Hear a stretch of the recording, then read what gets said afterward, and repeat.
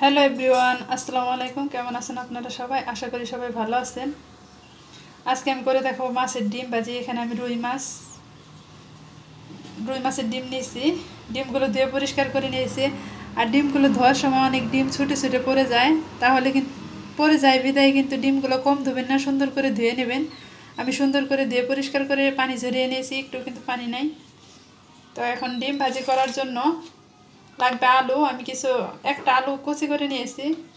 তারপর নিয়ে নিচ্ছি এখানে কাঁচামরিচ, পেঁয়াজ। এখন সরাসরি ভাজি করার জন্য চুলায় চলে যাব। ভাজি করার জন্য চুলায় চলে এসেছি। দিয়ে দিতেছি একটা তেজপাতা, আর দিয়ে দিতেছি কিছু আস্ত জিরা, আর দিয়ে দিব কিছু রসুন কুচি, দিয়ে দিব কাঁচামরিচ, কাঁচা পেঁয়াজ,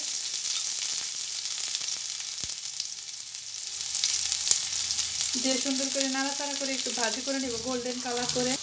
পেঁয়াজ ভাজি করা হয়ে গেছে, দিয়ে দিব আলু কুচিগুলা। আমি কিন্তু এখনো কাঁচামরিচ অ্যাড করি নাই, কাঁচামরিচ অ্যাড করবো পরে। আলু দিয়ে দিলাম হলুদের গুঁড়ি আর লবণ, দিয়ে সুন্দর করে নাড়াচাড়া করে নিব। আলুটা ভাজি হতে হতে আমি মাছের ডিমের কিছু রগ আছে, রগগুলো কিন্তু ছাড়িয়ে নিতে হবে। আমি এখন রগগুলো ছাড়িয়ে নিব। আর মাছের ডিমের যে উপকারিতা সেটা আমি বলবো লাস্টে। এই তো ডিম আমি ছাড়িয়ে নিয়েছি। এখন আমি ডিমটা আলু ভাজিতে দিয়ে দিব, দিয়ে সুন্দর করে একটু নাড়াচাড়া করে। মাছের ডিমটা দেওয়ার কারণে দেখেন আলুটা কীরকম হয়েছে, এই জন্যই আমি আলুটা একটু মোটা মোটা করে কেটে দিয়েছি। আর এরকম যে দলা দলা বেঁধে থাকবে সেগুলো এইভাবে ছুটিয়ে দিবেন। ছুটিয়ে দিয়ে একটু ঝরঝরা টাইপের করে ভাজি করে নেবেন।